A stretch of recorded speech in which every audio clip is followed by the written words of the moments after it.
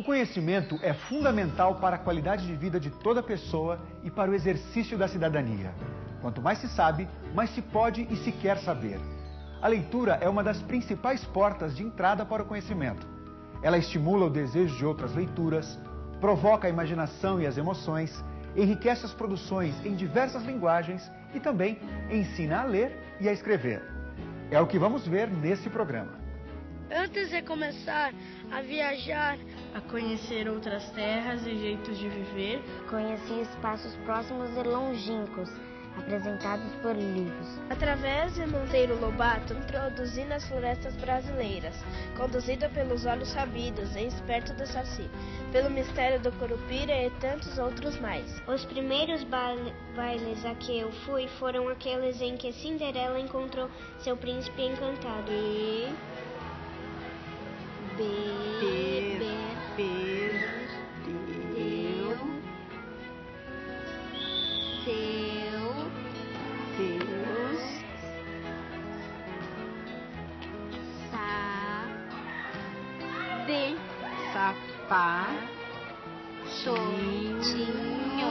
sapatinhos. A África Negra foi apresentada primeiro pelo destemido Tarzan.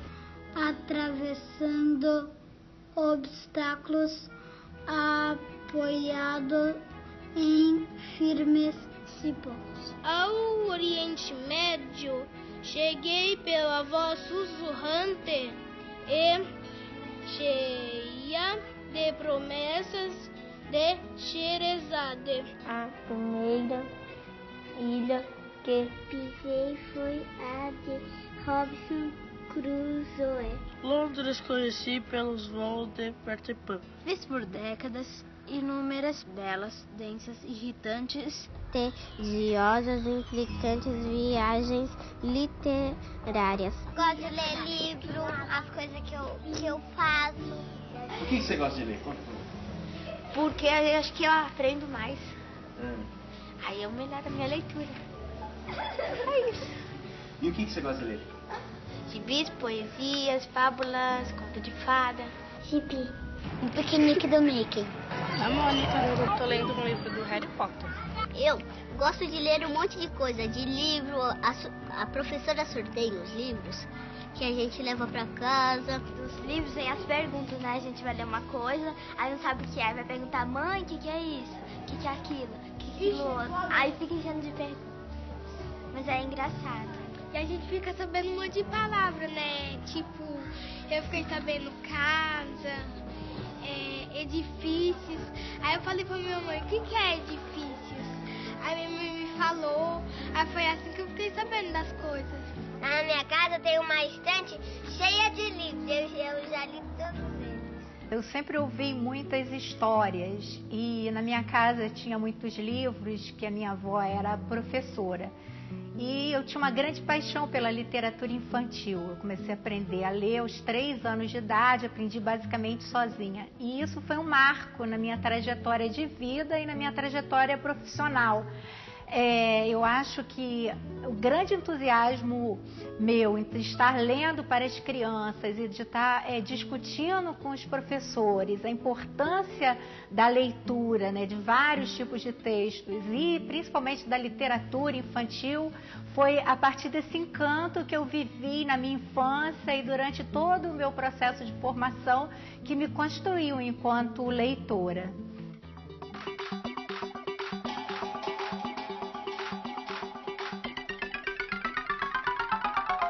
A intenção do nosso encontro aqui hoje é discutir um pouco como cada uma, nos lugares diferentes, nas instituições diferentes que a gente trabalha e com as idades diferentes, tem realizado algumas práticas que, conversando e trocando, a gente possa uma aprender com as outras e construindo alguns saberes comuns.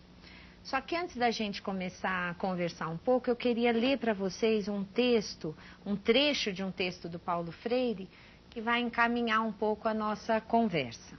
Aprendi a ler e a escrever com meu pai e minha mãe sob as mangueiras do quintal da minha casa. E eu costumava escrever na terra com um pedacinho de pau. É muito interessante. Eu sabia que as palavras com as quais comecei meu aprendizado eram palavras de meu horizonte, da minha experiência, e não as palavras da experiência de meus pais. Eles começaram a fazer isso comigo. É fantástico porque, muitos anos mais tarde, quando eu comecei a trabalhar nessa área como educador, repeti aquilo que meus pais tinham feito comigo durante o processo. Eu lembrava que tinha sido assim que eu aprendi a ler e escrever. Eu fico assim pensando, né, que lá na instituição onde eu estou, as crianças estão começando a falar conosco, né? Elas ficam lá há muito tempo. Então, elas estão começando a aprender a falar conosco. E ao mesmo tempo, né, simultaneamente, elas também estão já constituindo um repertório, né? E a prática de leitura lá conosco é importante. Então, esse é o nosso ponto de partida, né? É o nosso ponto de partida e é também o nosso trabalho de ampliação do repertório delas, de ir constituindo, aliás, um repertório com elas. Quando o professor tem definidos os objetivos pedagógicos da leitura, o trabalho com diversos gêneros e portadores de texto passa a ser uma necessidade. Essa diversidade ajuda na ampliação do universo cultural das crianças e também no contato permanente com o mundo letrado.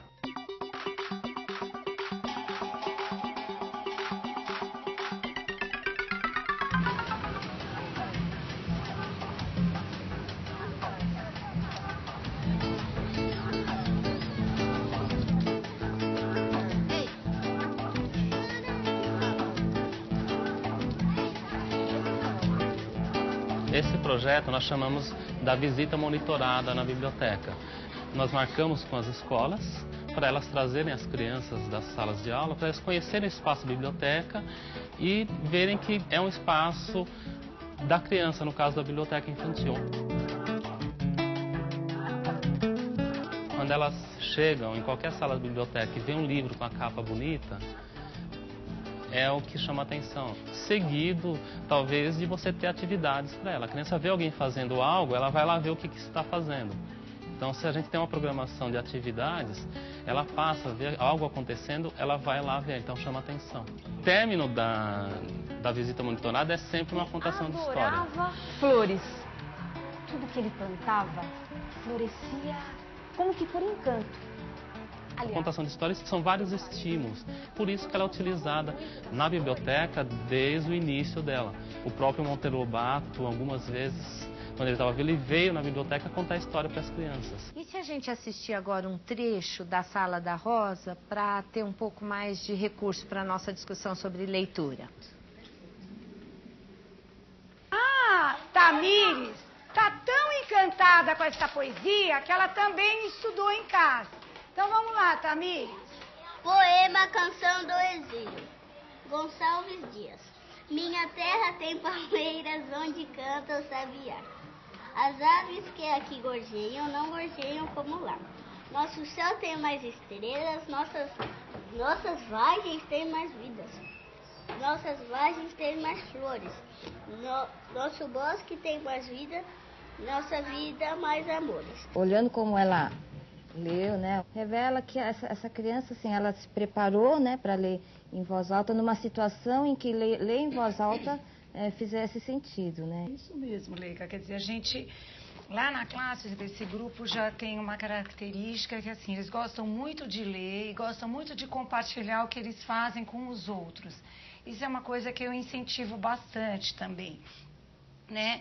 Então, assim, as crianças, quando eu levei alguns poemas do Manuel Bandeira, do Gonçalves Dias, ficaram encantadas. E aí a gente falou, puxa, vamos ensaiar isso, porque na reunião de pais a gente vai poder apresentar as crianças recitando esses poemas e tal. O critério é a questão de ter bons textos de bons autores, né? Eu lembro que uma vez a gente fez com as crianças uma roda de leitura, assim, com as lendas.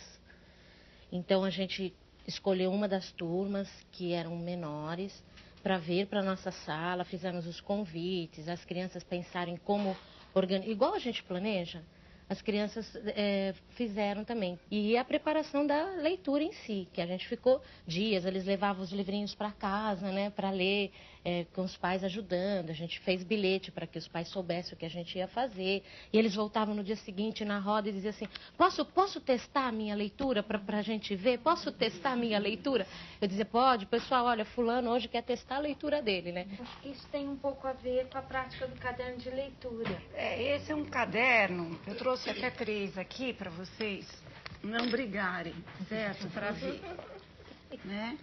Então, eu gosto muito, assim, de tudo que eu vou falar, de escrever para as crianças poderem saber, né? O que vai acontecer, que eu estou lendo aqui, que depois elas, quando souberem ler com autonomia, poderão fazê-lo dessa forma. Então, explicando o que esse caderno tem. Uma vez que também comunica aos pais do que trata desse material, o cuidado que ele precisa ter, que é de um ano inteiro. Então, aqui tem a primeira parte, que eu chamei assim, textos que você poderá ler sozinho ou junto com outras pessoas. Então, aqui o meu objetivo é poder trazer uma diversidade de gêneros para os alunos poderem conhecer. Então, tem fábulas, tem contos, tem poemas, tem lendas, tem piadas, né? Então, se eu já tenho no início do ano crianças alfabetizadas, elas vão poder ler sozinhas. Se eu não tenho, elas vão estar lendo junto com outros adultos, seja na escola, seja fora da escola, né? Então, já permite que elas vão se constituindo leitores antes de estarem aí sabendo ler e escrever convencionalmente. Aí tem uma segunda parte, né, que eu chamei textos que ajudarão você a aprender a ler e escrever, que aí já são quadrinhas, parlendas, poemas assim, mais curtos, mais fáceis de serem memorizados, listas, né? Então, que com esses textos eu elaboro. Então, na lição de casa de segunda e de quarta, a atividade é de leitura. Então, textos que ele precisa saber na ponta da língua para a gente poder fazer atividades que ajudam no aprendizado da leitura e da escrita, né? E textos para ampliar o universo deles, não só em relação aos gêneros, mas de poder conhecer outras formas aí de expressão, outros conteúdos, outras versões das histórias e tudo mais, né? Como professora coordenadora de um projeto de educação hospitalar na Santa Casa, de um município aqui do estado de São Paulo, tenho acompanhado as minhas alunas, futuras professoras, desenvolvendo um trabalho com a literatura, com a recreação e com o acompanhamento das tarefas escolares. Faço parte de um projeto onde conto histórias da pediatria de um hospital. É muito importante a abordagem dos livros. Quando esse livro é apresentado à criança, eles muitas vezes estão ali todo com mal-estar, estão todos muitas vezes muito abatidinhos, né? E é onde que eles começam a interagir a partir do momento que a gente começa a contar a história. Poucas pessoas têm conhecimento, mas a educação hospitalar é uma modalidade reconhecida pelo MEC, que faz parte da área de educação especial e que vem contribuindo de forma muito significativa para a formação dessas alunas, porque reconhecem um outro espaço institucional onde a leitura se apresenta como um recurso fundamental, um recurso muito importante de aproximação com a criança e de promoção do seu bem-estar, da sua tranquilidade, da cooperação com os procedimentos médicos e de conforto de maneira geral.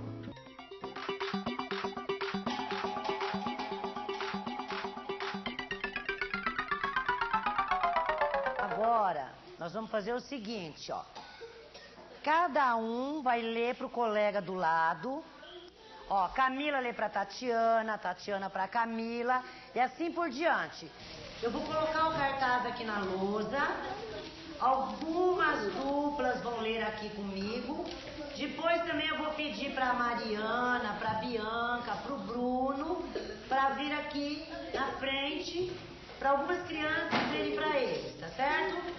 Bravo de João, o campo da chuva, tira o põe, deixa ficar,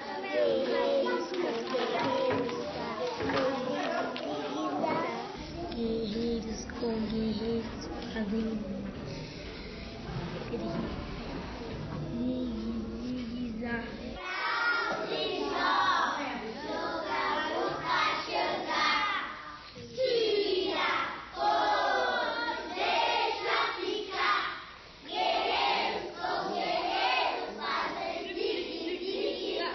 gente está falando desde o começo da conversa sobre os textos de memória, texto que as crianças sabem de cor, mas acho importante lembrar o que é isso. Bom, primeiro, geralmente são textos da tradição oral, como quadrinhas, parlendas, cantigas, que as crianças já trazem da sua casa e do seu meio familiar, ou mesmo aprendem na escola desde pequenas, e que o sentido é que elas conheçam esses textos de memória.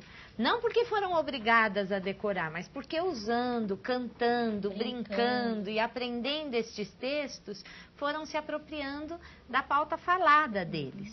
O que eles podem aprender? Quer dizer, essa coisa de ajustar o falado ao escrito, quer dizer, tudo que ele está falando, ele vai tentando acompanhar no texto, adequando ao texto, que parece uma atividade fácil, mas não é. Essas atividades de leitura de texto de memória permitem às crianças conhecerem mais sobre o valor sonoro convencional, permite também que elas localizem algumas palavras que a gente solicita, esse ajuste vai permitindo ela localizar, o que dá uma satisfação muito grande, elas começarem a se ver, né, se ousando a serem leitores, né, de querendo ler, de mostrar que sabe ler.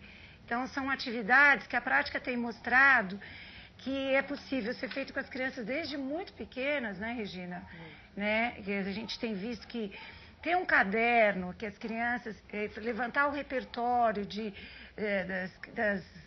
das parlendas que as crianças usam nas suas brincadeiras, trazer para cá e ela brincar de ler, é uma coisa muito prazerosa, muito gostosa, lúdica, e que as crianças estão brincando de ler e lendo, né? Mas tem uma questão aí, quando a gente traz esses textos para as crianças, nos grupos das crianças bem pequenas, o objetivo não é alfabetizá-las, nem que elas façam ajuste entre o falado e o escrito. Só que o interessante é que, quando as crianças pequenas já podem contar com esse acervo, na hora quando a alfabetização começa a se formalizar, eu já tenho um bom acervo e um bom repertório. Não basta apenas ler para as crianças.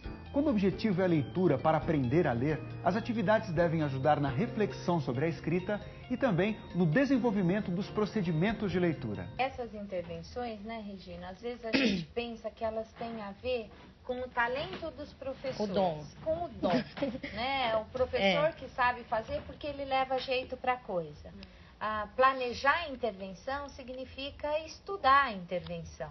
E quando eu faço pela primeira vez, nem sempre é evidente, nem simples. Na verdade, a intervenção é um aprendizado nosso, né? Assim, eu tenho que planejar, eu tenho que pensar nela, eu tenho que saber o que as crianças sabem, né? Porque senão eu não consigo antecipar as coisas para poder ter boas intervenções, que todo mundo fala, boas intervenções, né? Mas de fato, elas não caem do céu, não brotam na cabeça.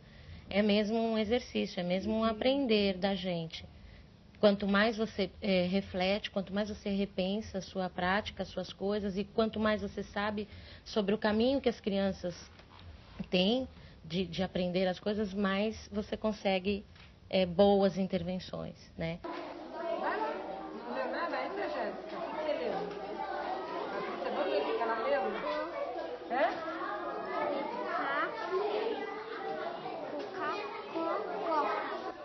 Lê pra ela lá, ajuda ela a terminar a leitura aí.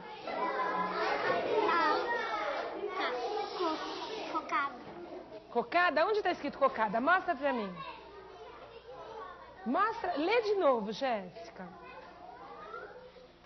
Vamos tentar ler o que você leu aqui, ó. Você começou lendo aqui, vamos ver se você pensou, se você leu tudo que tá escrito. O que foi? Coca-Cola. O quê? Não é mais Coca-Cola. Coca-Cola? O que você acha, Patrícia? Por que você achou que você estava errada? Eu achei por causa que cocada, assim, antes do A tem o D. Cocada tem o D antes do A? Então Coca-Cola é o quê? Comida, bebida, brincadeira? Bebida. Então, por favor.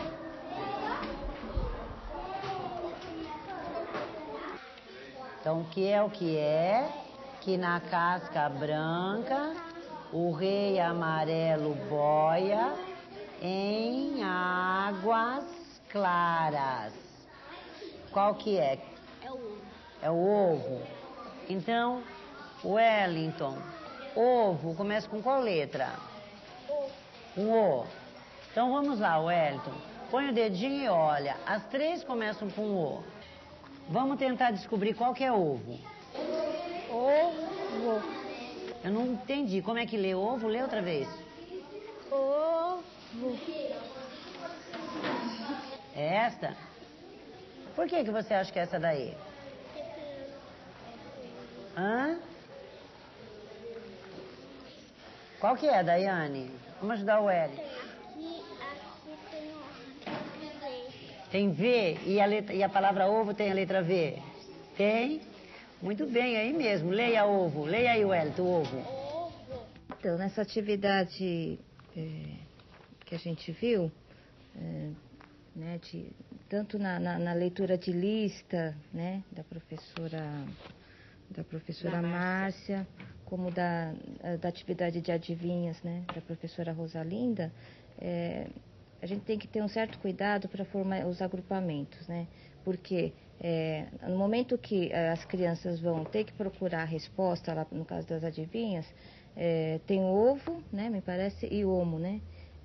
Que a professora certamente pensou no desafio, né, num desafio maior para a criança poder achar onde está escrito a resposta.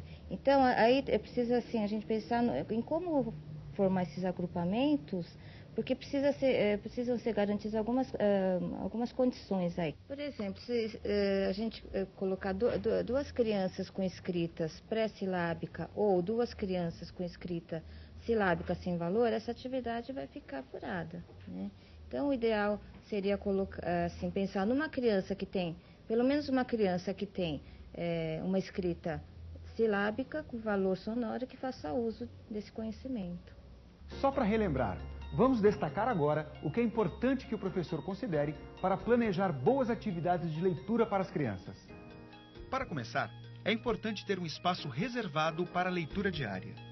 Considerar o repertório cultural das crianças também é fundamental. O professor pode e deve planejar situações nas quais as crianças possam ler em voz alta, dando a elas materiais escritos que façam sentido. Assim, elas podem ler com autonomia, apoiando-se em seus conhecimentos sobre o sistema de escrita e desenvolvendo suas estratégias de leitura. Só assim, a leitura vai oferecer desafios que elas podem enfrentar. Tira até onde vai? Até aí? Mas tira termina com quê? Termina? Com A. Então até onde vai tira? Tira aqui, ó. Tira, até aí. Tira e depois? Tira, põe. Depois? Deixa ficar guerreiros com guerreiros. Zigue-zigue-za. Nessa linha está escrito guerreiros com guerreiros. Leia guerreiros com guerreiros. Nessa linha aqui. Guerreiros com guerreiros. Não, fazer zigue-zague não está aqui não. Aqui nessa linha está guerreiros com guerreiros. Guerreiros com guerreiros. Depois? Zigue-zigue-za. Começa outra vez, espera assim. Fazem. Fazem.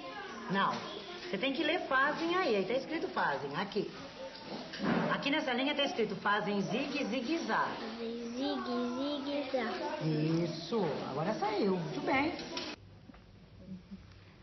Interessante essa atividade. Nessa atividade é muito importante para as crianças que ainda não estão alfabetizadas, né? Porque o desafio é ajustar justamente, né? O que ele está falando ao que está escrito, o texto escrito, né? E é impressionante quando eles vão lendo e percebem que não deram conta, eles fazem uma cara assim, e assim, é importante perceber aqui a intervenção da Rosalinda, né?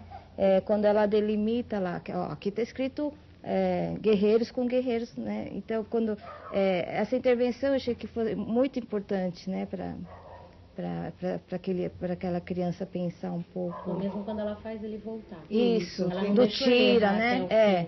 do tira, né? Porque ela já sabia que ele era capaz de refletir e não precisar errar até o fim. Isso, Então ela faz ele voltar e rapidinho ele se localiza, né? É verdade. Bom, a gente conversou então sobre a possibilidade de uso desses textos, sobre os agrupamentos e sobre considerar os saberes dentro da dupla, mas é importante também considerar a mudança do desafio.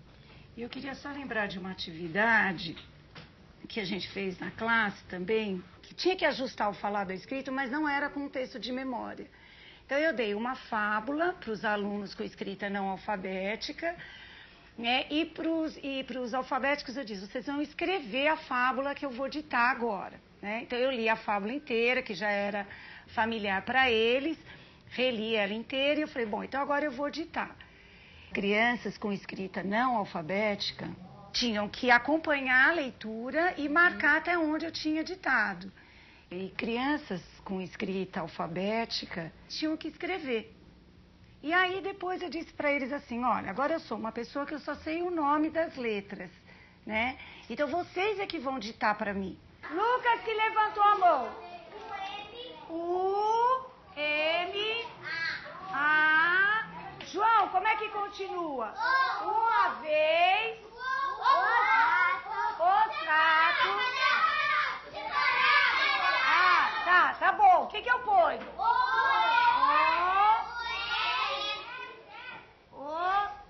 O que tá escrito?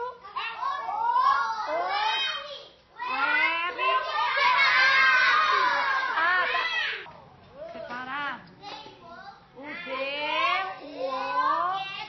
Bom, eu estou aqui lembrando e achando bom perceber o quanto o tempo vai ensinando algumas coisas para a gente, mas não só o tempo. Esses espaços de troca e de formação e de reflexões que a gente vem construindo na educação. Porque eu me lembro de que eu tinha uma preocupação muito grande de que as crianças conhecessem todas as palavras do texto. Né? Então, que às vezes eu estava lendo alguma coisa e aí eu parava e falava, vocês sabem o que significa essa palavra? E aí vai para o dicionário, volta para cá, pergunta para alguém, porque isso eu achava lindo usar o dicionário sempre. Depois eu fui percebendo, lendo e estudando um pouco mais, de que o próprio contexto na literatura quase sempre é suficiente para explicar o sentido daquela palavra. E que quanto mais competente o leitor é, menos ele vai precisando dessas paradas para recorrer a dicionário ou a qualquer outra fonte, porque ele vai aprendendo a ler e vai ampliando essa habilidade, essa competência mesmo, de ir inferindo o sentido daquela palavra a partir do contexto. A alfabetização é um processo que, na verdade, não se inicia nos primeiros anos escolares, mas bastante antes, com uma criança entre nós que nasce numa sociedade letrada. Mas também é um processo que não tem fim. Todo o esforço escolar formal, quando a alfabetização se dá no esforço formal, é um processo iniciático de entrada para o mundo da escrita. O importante na alfabetização não é o domínio do alfabeto, mas é a entrada para esse mundo, um mundo onde circulam fundamentalmente sentidos.